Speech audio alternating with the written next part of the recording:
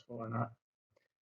Now, here is where we left off last time. I had asked you guys to think about that lost Yamasee letter and how it might possibly change interpretations of the Yamasee War. From that moment, and we'll return to it in just a second, but from that moment, April 15th, 1715, when the Yamasees attacked, that war spiraled out of control for the South Carolinians. They were taken by surprise. Whether they had pre-planned it or not, the Yamasees managed to bring a lot of other Indian nations, virtually every other Indian nation in the South, with the sole exception of the Chickasaws way out in Mississippi. They sat it out. But every other Indian nation in the South took up arms and attempted to destroy South Carolina. So 1715 to 1717, the Yamasee War was a desperate moment in the colony's history, and many historians agree this is likely the closest Native Americans ever came to really snuffing out a European colony. New England had a world of trouble in King Philip's War, but South Carolina had been drawn in basically to those palisades of Charlestown. Refugees were crowded into that little historic district in Charlestown, ravaged by epidemic disease and famine, and there was very little help from the Lord's proprietors. They were way over in England and couldn't be bothered. But going back to that question of origins, the traditional version of the origins of the Yamasee War is that Native Americans were just really angry about trade abuse and a variety of things. I, in my research, tried to complicate that just a little bit by arguing that the trade itself, ideas about exchange, the price mechanisms, bartering for goods, and the Indian slave trade were contributing factors as systemic, not simply individual failings on the part of English traders, but systemic problems. And what we took a look at in that exercise was one of my contributions, the antagonism between the two Indian agents who had been established to resolve some of those tensions. Thomas Nairn, who was the serving Indian agent in 1715, and the ousted Indian agent who really had some unresolved issues, anger problems with respect to Thomas Nairn, John Wright. And both of them were sent on that delicate negotiating embassy to the main Yamasee town of Pocataligo in April 1715. Both of them were sent to talk to the Yamasees. Thomas Nairn with the official message of friendship and peace. They shook hands that night and went to sleep in the council house, only to be awakened the next morning by war whoop. And the Yamasees rushed in, painted for war, and killed the negotiating team, except Thomas Nairn. He was kept alive for 3 days and tortured until he finally died. The Yamasee letter is one of my big discoveries. I found that back in the early 2000s, the lost Yamasee letter after 300 years. I had already uncovered all of the enmity, the anger between Thomas Nairn and John Wright. John Wright had filed lots of lawsuits, nuisance lawsuits against Thomas Nairn and his friends and allies. So I knew he had a real bone to pick and had some unresolved things. So when I read the first 2 lines of the letter you read, I kind of sat back in my chair and said, oh yeah, that makes a lot of sense to me. Here's something new that I hadn't seen before. Very first lines of that letter, John Wright said. And some of you guys argue that it doesn't change things, and that's the fun part of history. You can look at things with different perspectives. You may be quite right. The Yamasees may well have already come up with this plan, and it didn't matter very much. But others, and that's my take, is that it does change things, that this introduces at least the possibility that the Yamasees received some information from John Wright that the world didn't know about for 300 years. And Can I put you on the spot, Kelsey? I won't put you on the spot, but celebrate your response. I thought that one was quite good. You proposed that maybe John Wright had actually sabotaged. That's kind of the way it looks to me. Somehow or another, John Wright, the official Indian agent, shook hands with the Yamasees that night and delivered the official message of friendship. We're going to continue trading with you and being allies. And somehow John Wright, maybe a little bit later, went into the council house or went in and met with some of the main Yamasee warriors, and he delivered a very different message, not at all compatible with the official message of friendship and peace. He told them that war was the real aim of the South Carolina government, and that they would be coming to hang 4 of the headmen and take all the others for slaves. So my point is, at the very least, the Yamasees had something to debate. They had a real dilemma, and it was not simply a preconceived conspiracy. They had a real dilemma, and ultimately, Spanish sources indicate they debated it throughout the night. They talked about it, and in the morning, decided just not to take any chances, to just go ahead and wipe them out. And as you hypothesized, it did not work out. Probably John Wright was hoping he would survive and his enemy, Thomas Nairn, would be killed, but John Wright was killed also. They just went ahead and wiped the slate, all the white people staying at that town. And I brought that in not to celebrate myself or promote my book, The Yamasee War, available from Amazon.com now, but because it's one of those small things I've done, and one of the unique ways I can make 315 a little different for you guys than it would be at a different. It's one of the small things I can bring into class that you wouldn't encounter typically in such a course. Well, as I said, that war really threatened the colony, and the ultimate salvation was, this is a very long story reduced to a short and sweet slide here. The ultimate salvation of South Carolina was that they managed to send a little delegation up to the Cherokee Nation and prompt them to drop out of the coalition, to withdraw from the native front that was attacking South Carolina. And in doing so, the Cherokees basically initiated a war with the Creek Indian Nation of central Georgia, and the native coalition began to fracture. At that point, South Carolinians celebrated. Once they knew the Cherokees were pulling out, they had a good indication that likely the colony would survive. They weren't out of the woods entirely, but that's the point at which they began to hope that there might be some better days ahead. The Cherokee Alliance, the Cherokees pulled out and allied themselves with South Carolina, in part because they probably were really beginning to hurt. They had not had muskets and ammunition and bullets. Some of them had not anticipated that would be the result of war with Carolina, the interruption of the trade. They were hoping to get some of those supplies from Virginia, and that didn't work out.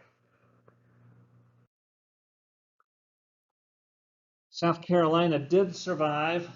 Peace returned to much of the region in 1717, although the Yamasees themselves never made peace with South Carolina. They continued attacking the southern frontier for another 10 to 15 years. But some of the consequences, migrations all around the southeast, the Yamasees, let me activate my pen here. The Yamasees from the Port Royal region went a couple of different directions. Many of them went back down to Spanish Florida and became Spanish allies again. If you've ever driven into St. Augustine from the northward, you pass a little tourist site called Nombre de Dios, little village, former Indian village, and a little Catholic mission still functioning there today. That's one of the outlying Yamasee towns once they migrated back down there. And some of them went into the interior. But all across the region, there were shifts and amalgamations. A lot of the names you see there came together. So all of these names increasingly came to be referred to simply as the Lower Creek Indian Nation or the Creek Confederacy. And the Catawba Indian Nation is a collection of what were once smaller individual tribes who increasingly coalesced and came together in the aftermath of the Yamasee War. And the Indian slave trade ended. Indians all across the South killed the Indian traders who were living in their territory, and that probably all by itself would have been sufficient to put a stake in the heart of the Indian slave trade. But once Indian tribes, small tribes, began coalescing into the Creek Confederacy and the Catawba Nation, they were less easy to pick on. And I don't think there was much interest among Native Americans in continuing that pernicious trade anyway. So it ended pretty promptly. The Indian slave trade was done by 1715. And it led to a resurgence. The Yamasee War led to a resurgence of French influence. To some extent, the Spanish, although they just didn't have a whole lot to offer. But with the English trade kind of whittled down and decimated, and South Carolina still very much on its knees in the late 1710s, the French of Louisiana made contacts and established new alliances, built a few forts, Natchez, Mississippi, Fort Rosalie, and near modern-day Montgomery, Alabama, Fort Toulouse, among the Upper Creek Nation. Not to control those nations, but as almost embassies. The soldiers at Fort Toulouse and Alabama could not have protected themselves from the Creek Indians. They were there to provide them with gunpowder and bullets. They had free blacksmithing services for the Creek Indians. Their interest was in trying to keep the English away, making sure they had Indian allies in that region. So for a brief period, the French enjoyed kind of a resurgence at the expense of the Carolina Indian trade and alliance system. Carolina had just barely survived the Yamasee War, and in 1717 there was a lot of concern and anxiety that such a thing might happen again. And Carolina was continuing to get hammered by the Yamasees on the southern frontier, to some extent the lower creeks as well. So there were some proposals for ways to make the colony a little safer. And you're looking at one of the more remarkable proposals. In 1717, South Carolina, not South just yet, Carolina was so concerned about security, they were willing to cede away some of the charter claims south of the Savannah River if someone would come in and settle a new colony that would provide some military buffer protection against the Yamasees and other southern Indians. And Robert Montgomery was one of the first to try and take them up on that need. He organized a colony. It never actually happened, but he did a lot of work planning it out and raising money and recruiting potential settlers. It was to be called, as he envisioned it, the Margravate of Azelia. If this succeeded, we would not have Georgia down there. We would have the Margravate of Azelia. And this is his plan for it. That is the entire colony. It's not just a fort. You imagine the entire colony being surrounded by a palisade amidst the bastions all along that fortified wall. We, after 4 years of the Trump administration, sorry to be political, still only have a short amount of wall across the southwestern border. This one would have enclosed most of modern Georgia with cannons, artillery at every bastion. And consider this sketch. You got rings of fortifications if that outer barrier is punctured. But you've got some open lands here, some forest lands for hunting, white-tailed deer, turkeys, whatever else might be out there wandering in the forests. Then you've got fortified individual farms, plantation, made as well, farming land in each of these squares. And fortified within those, some pasture land where cattle and horses and so on can wander about grazing. And if all of that falls, if the Indians manage to get through all of those defenses, here in the center you have a citadel where everyone can retreat and protect themselves. And in the very center of that is a keep. The settlers of Azealia were not going to let themselves fall victim to Native Americans. It was completely unfeasible. There was not enough money in the British treasury to construct such a thing. But it's kind of a revealing glimpse into the level of anxiety, the level of fear that the colonizing projects south of the Savannah River were dealing with in this era. Here's stuff that we could do without, but Dr. Ramsey just can't imagine life without Blackbeard, Edward Teach. He was terrorizing merchant shipping in the Caribbean and along the coast of Florida and Carolina, and showed up in Charleston Harbor in 1718 demanding. It wasn't terribly unreasonable. He wanted a medical kit. He wanted a medical kit, maybe a little bit of money, but mostly a medical kit, because he was suffering from some medical issues. Want to take a wild guess what his problem was?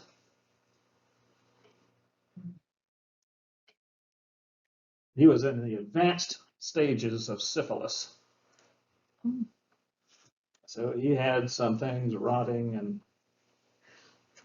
mental issues. I don't know if you can see it. He always had, you may know this already, but he always had his hair braided with fuses woven into his hair, and he always had those fuses lit. The legend is he did it to scare people. So he always had smoke rising from the lit fuses coming out of his braids, his dreads. At the same time, my theory is it could have been one way of keeping the mosquitoes away. Keep yourself surrounded by smoke. But Carolina kind of paused, hesitated to bring him those medical supplies. He threatened to blast the little town of Charlestown to splinters if they didn't bring him out that medical kit, and they did. They rowed out to the ship and gave Blackbeard his medical kit, and he sailed up to Cape Fear.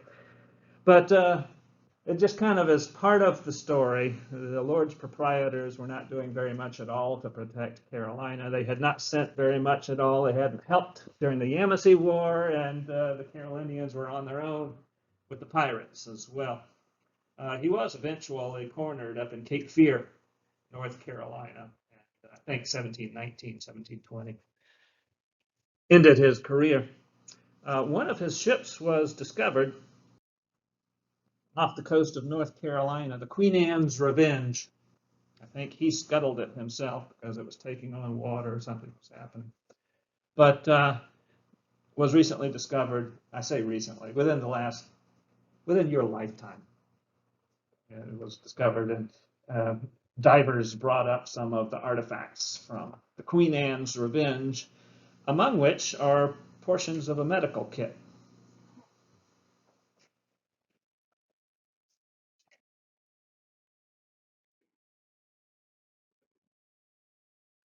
Let me.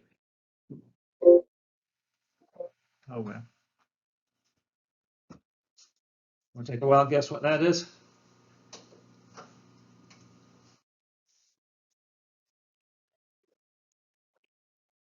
I'll pause for just a moment while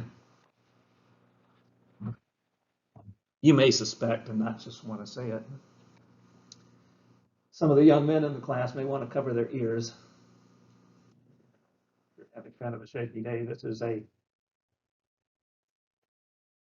urethral syringe. It was one of the classic treatments for syphilis. It could provide temporary symptomatic relief, injection of mercury up the urethra. You want me to discuss why? Shall we just, since this is on a public YouTube channel, I should just go forward, and there's no reason for us to discuss how mercury behaves in the male bladder. But for a week or two, Blackbeard experienced some relief of his symptoms. But as you might imagine, mercury created some pretty unique complications for Blackbeard along the lines, in the near future. Well, let's move forward away from the urethral syringe, from the urethral. I'm not going to do it.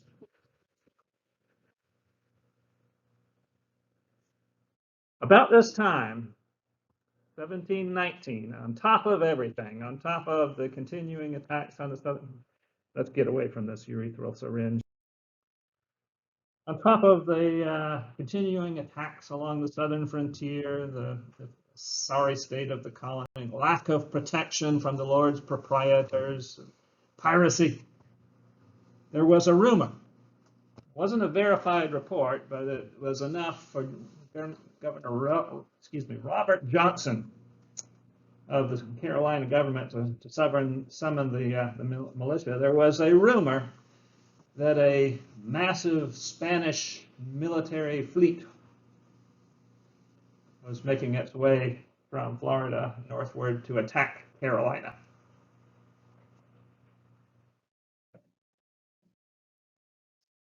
So we brought in that militia. And this is our exercise for the day. I'm going to ask you guys to talk about it a little bit as socially distant groups of Carolina militia. Imagine you've been summoned to Charlestown to protect against this deadly threat. In 1719, bringing your own guns, once again, not supported or paid by the Lords Proprietors, bringing your own guns, your own gunpowder, your own bullets, eating your own food to protect their colony. And here's your issue. While you're there, grumbling perhaps about this, the Commons House of Assembly comes to speak with some of the encampments. The Commons House of Assembly, the elected representatives of the people, suggest maybe it's time to overthrow the proprietary government. As soon as he hears that rumor, Governor Johnson, of course, dissolves the assembly, but rather than going home, the representatives of the people go to a local saloon, local tavern. They begin drinking beer. And in the process, they come up with the idea of calling themselves the People's Convention. And they present you, the Carolina militia, with a choice. Either lend your military support to those representatives in the bar, or continue being loyal to the Lords Proprietors and Governor Johnson. So I'm going to give you a worksheet. All right. And you guys have correctly moved in the direction that the militia, I would imagine, not too many are recorded of having done them. I would imagine some people went home. There wasn't much said about it at the time, but overwhelmingly the majority sided with the House of Assembly and lent their military support to the assembly. So Governor Johnson was just out by himself with no military support to call on, and the result was revolution. How about that for an audio effect? No shots were actually fired, so it's inaccurate in that way. Once the militia allied itself with the People's Convention, there was no real need for fighting. The governor kind of backed off, and his supporters had not much to say about it since they didn't really want the shooting to begin. So it was a relatively bloodless coup. That's what it was. It was a coup, an overthrow of the proprietary government in 1719. There's George Carteret. One last opportunity for you guys to be loyal.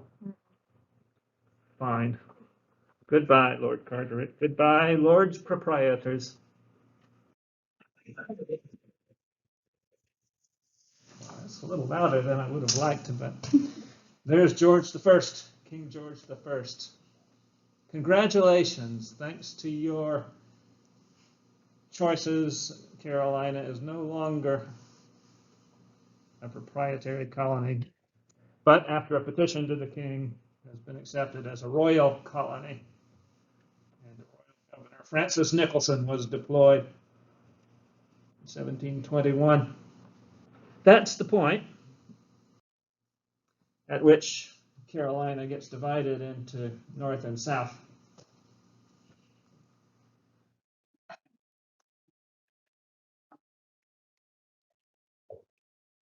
It didn't solve all the problems immediately. Francis Nicholson was a military veteran. He was well-versed in Indian affairs and in defense, but the southern frontier was still a trouble spot.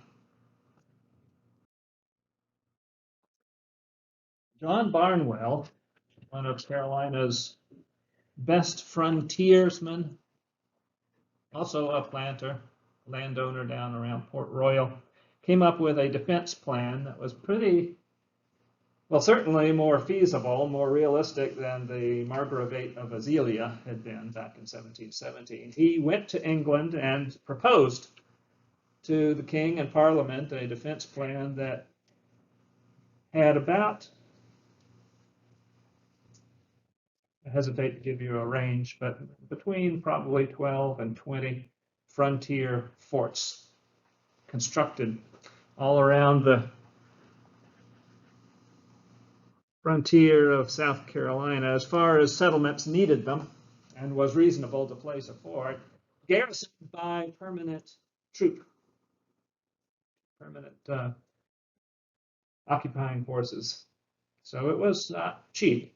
It would require some money to build and money to pay for those soldiers, and soldiers, of which there were none. The militia were, you know, the amateur Carolinians themselves, but these were to be actual soldiers deployed to the forts. Militia, if they had to have them. Want to take a wild guess how many forts were actually funded and built? You're probably thinking 0, but no. Way down here, 1. One of them was actually built, and British redcoats, soldiers, were actually sent. Fort King George. It was one of the selling points in getting King George to approve it. It would be named after him.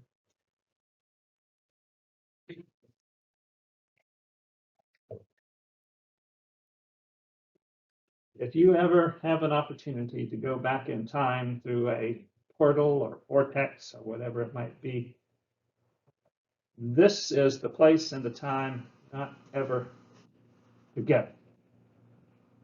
This was a miserable, miserable experience. The King's Independent Company, and some of the documents are referred to as King's Independent Company of Invalids. About 100 of them were sent down there on the mainland across from St. Simon's on the Altamaha River. These guys were expendable.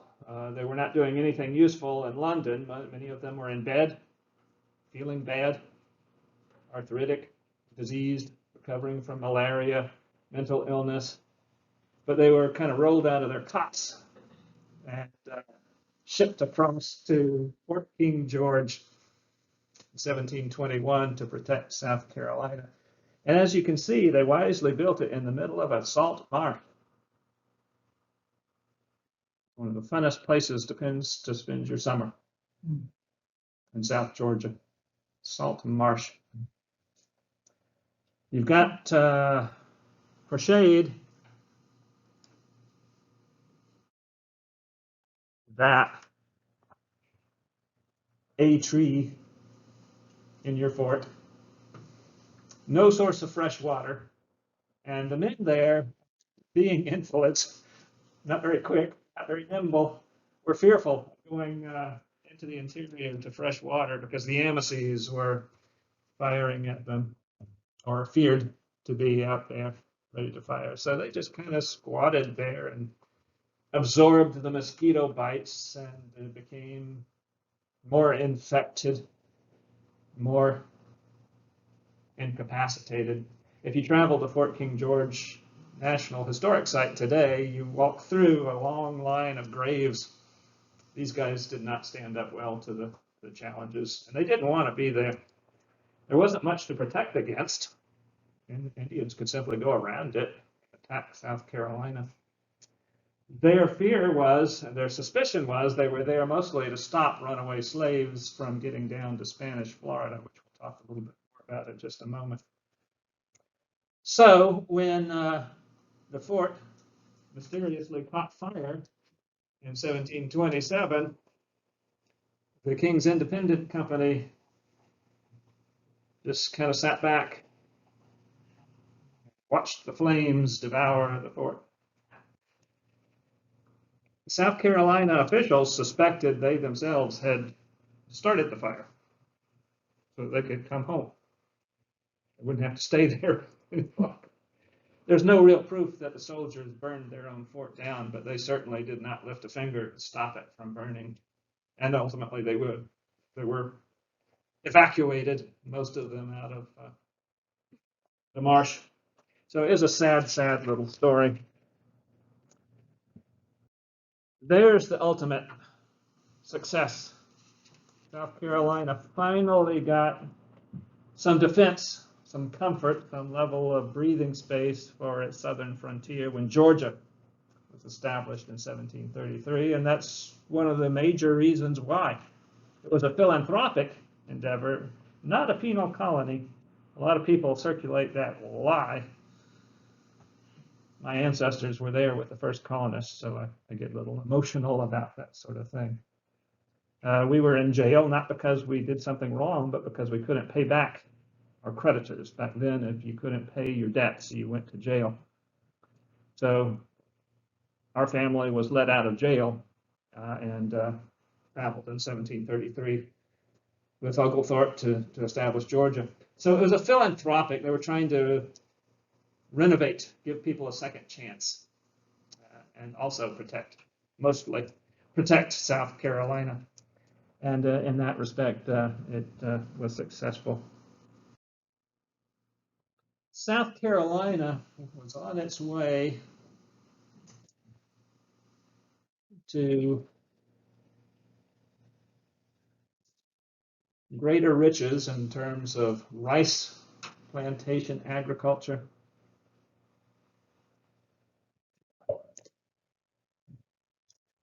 Long staple cotton was being grown along the coast, and a little bit after this time period, indigo in the 1740s, relying on slave labor. South Carolinians had never really thought too deeply about that. They were coming from Barbados, remember, which was already a sugar colony, using slave labor. So one distinguishing feature for Carolina is that it really hit the ground running with respect to the institution of slavery. It didn't evolve as it did in Virginia. It came in fully matured from Barbados and was put to work. But Carolina did go through some growing pains with respect to the slave population. There was some concern as the colony began to rely more and more on slavery, concerned that slaves were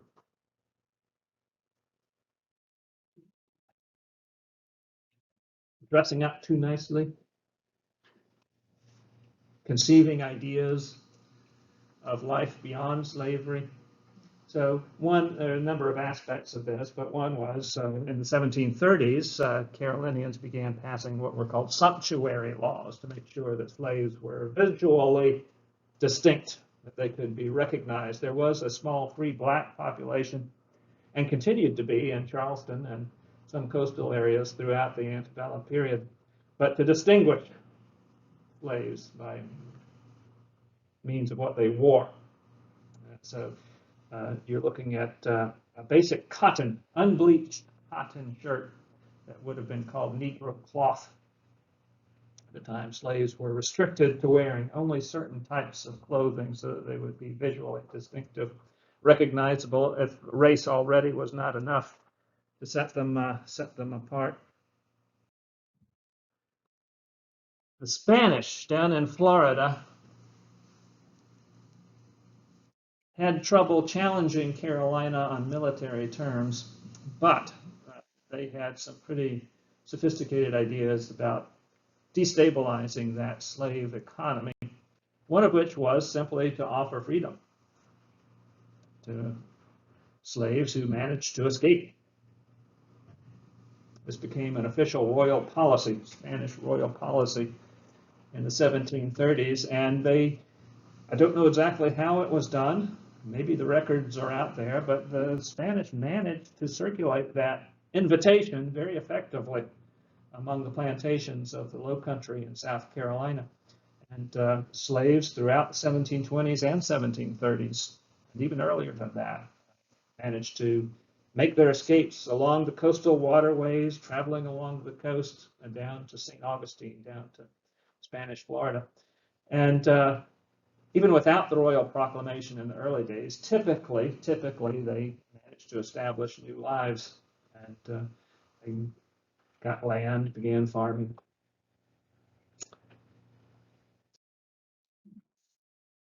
With that royal proclamation, the Spanish had some specific ideas of what they hoped to gain. One was population. Spanish Florida was not very densely settled, so they needed settlers, and those escaped slaves from Carolina helped in that respect. But they also, just like South Carolina with Georgia, they were looking for military defense as well. So the Spanish authorities, not all escaped slaves, but a significant number, were guided towards frontier fortification, Fort Mosa. What is that river? St. John's River, I believe, north of St. Augustine. But they were provided with artillery and ammunition, cannonballs, small arms, of course, land for farming. And the idea of this free black community was to make sure they could provide advance notice if the Carolinians were coming to try and recapture any escaped slaves, and also as a kind of a welcoming presence to identify incoming refugees and make sure they got down to St. Augustine and had their opportunity to tell their story and apply for, that promise of freedom. And quite a few did that, to the consternation of South Carolina. Those of you who did the activity rather than the field trip read about this event, the Stono Rebellion. That was a rebellion inspired by all the evidence we have, inspired by slaves reacting to that offer from Spanish Florida. That appears to have been their primary objective, to make it to Florida. It started along the banks of the Stono River. Again, I tried to get as close as I could to where I think it started. It doesn't look too glamorous today. It's just kind of a state road. But across the road was a little store, which was one of the flashpoints. As the rebellion got underway, you read it's an unbelievable coincidence that a WPA interviewer in the 1930s would stop by and speak to the family, the ancestors, the descendants of one of the leaders, Cato, or as they remember him, Jimmy, of this rebellion. But somewhere within about 100 yards of where I was standing at this point, the first 20 or so rebels gathered and acquired firearms, ammunition, and began their march southward toward St. Augustine, accumulating followers as they went. This is one of the largest slave rebellions in the American colonies during this period. Drumming as they went along. Many of these rebels were directly from Africa, from Angola, Congo. They still had tattooing on their faces, and the drumming likely was an African style of drumming. As they went along, they were sending out the message for anyone who wanted to join that movement, and many did. By the end of the day, first day, they had as many as 60. Some accounts put them at around 100 rebels marching, men, women, and maybe some, I don't remember if there are any children in it, but marching towards St. Augustine. And their downfall was ultimately that the alarm was spread. A Carolina official was almost captured. The rebels didn't know. They almost had the lieutenant governor of South Carolina. He was riding in his carriage toward the rebels, unaware, as they were marching down the road doing their drumming. And as he got closer, he recognized this was not where he wanted to be. So he turned his coach around and they chased him. There was a brief half-mile chase, but he managed to get away and raise the alarm, called the militia. And there were a number of pitched battles, 2 major pitched battles that I'm aware of, with, I think, Jimmy's account, the WPA narrative, makes this point. As some of the rebels marched along, they got their hands on some alcohol, and they were, by the time of the second pitched battle, not in an ideal condition for combat. That may have been one of the contributing factors. But they stopped and waited for the militia to get there, and there was a pretty significant contest between the forces.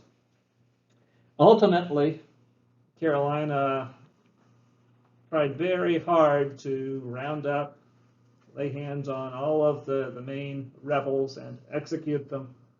Some almost certainly escaped down to St. Augustine. Others evaded capture for a couple of weeks, several weeks in some cases. So South Carolina was shaken by that Stono rebellion, so-called because it started here on the banks of the Stono River, and began really tightening the screws on the institution of slavery in a number of ways. There is a map of the Stono River there. But one of the most conspicuous ways was to pass new regulations governing the institution of slavery. The 1740 Slave Code, right on the heels of the Stono uprising, restricted slavery in a number of ways.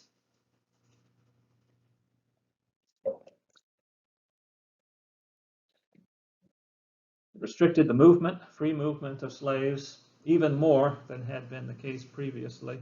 Restricted freedom of assembly, tried to ensure that there was white supervision of any group gatherings of slaves. Because Cato had been somewhat literate, and for other reasons, the Carolina House of Assembly, South Carolina House of Assembly, restricted access to education, and this was universal. South Carolina didn't invent this. All southern states had anti-literacy laws to restrict access to reading and writing for slaves. And 1740 Slave Code made it much more difficult. I say prohibited up here on the slide. It wasn't completely impossible, but made it much more difficult to free former slaves. That sometimes did happen in the wills. Sometimes the masters who had fond feelings for particular slaves would free them on their deathbed. In the 1720s, Lieutenant Governor's son forget his name, fell in love with one of his Indian slaves on the plantation and freed her. So that or tried to. He got into a little bit of trouble for it. But 1740, they made it much. You had to apply to the Carolina House of Assembly, South Carolina House of Assembly, and get a license, get a permission. It was a pretty onerous process. By and large, it became almost impossible to free a slave. They just did not want that path to freedom operating any longer after 1740. And increasingly, after this, anyone who did apply and insist on freeing a slave had to provide for their transportation out of the colony. So Carolina really wanted to tighten the screws, as I say. This is the moment at which, it was already on the way in the 1730s, but the moment at which South Carolina became a full-fledged slave society. That's something worth talking about for just a moment. It's fair to say from the very beginning that Carolina was a society with slaves. There were Indian slaves working on the rice plantations, African slaves working on the rice plantations.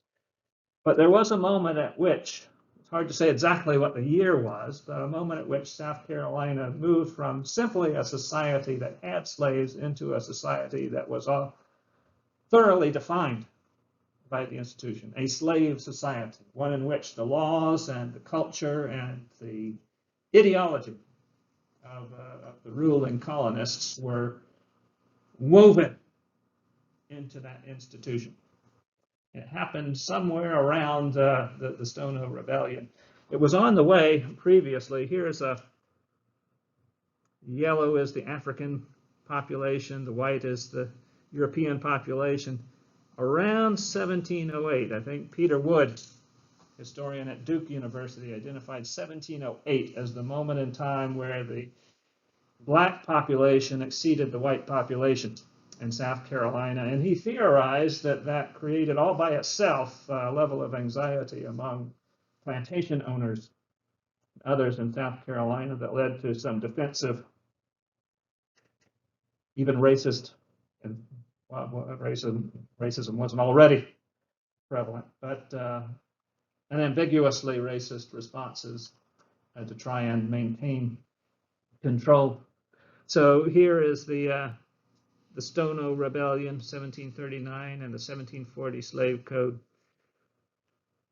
And the process simply became more pronounced after that. But that's close to the moment at which you can say South Carolina was no longer simply a colony or a society that had some slaves as kind of an ancillary thing, and transitioned into a slave society, one in which the institution of slavery shaped and conditioned thinking and cultural norms in ways that are almost impossible to quantify. Do you guys have any thoughts? I succeeded in getting you out a little bit early. I kept you later last time, so we're finishing up just a little bit early today.